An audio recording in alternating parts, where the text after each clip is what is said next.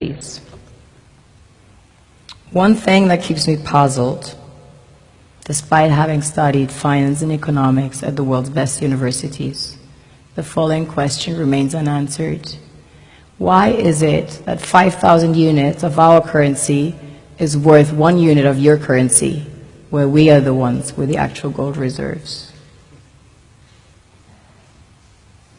It's quite evident that the aid is in fact not coming from the West to Africa, but from Africa to the Western world. The Western world depends on Africa in every possible way, since alternative resources are scarce out here. So how does the West ensure that the free aid keeps coming? By systematically destabilizing the wealthiest African nations and their systems, and all that backed by huge PR campaigns, leaving the entire world under the impression that Africa is poor and dying and merely surviving on the mercy of the West.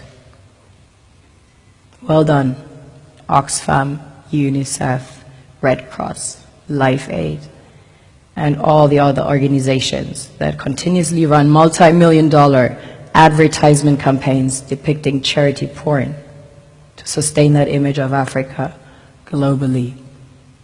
Ad campaigns paid for by innocent people under the impression to help with their donations.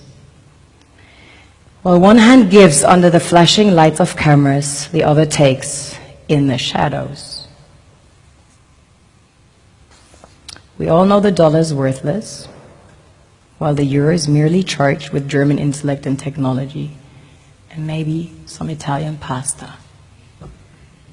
How can one expect donations from nations that have so little? It's super sweet of you to come with your colored paper in exchange for our gold and diamonds. But instead, you should come empty-handed, filled with integrity and honor. We want to share with you our wealth and invite you to share with us. The perception is that a healthy and striving Africa would not disperse its resources as freely and cheaply, which is logical. Of course, it would instead sell its resources at world market prices, which in turn would destabilize and weaken Western economies, established on the post-colonial free meal system. Last year, the IMF reports that 6 out of 10 of the world's fastest growing economies are in Africa, measured by their GDP growth. The French Treasury, for example, is receiving about $500 billion year in, year out, in foreign exchange reserves from African countries based on colonial debt they forced them to pay.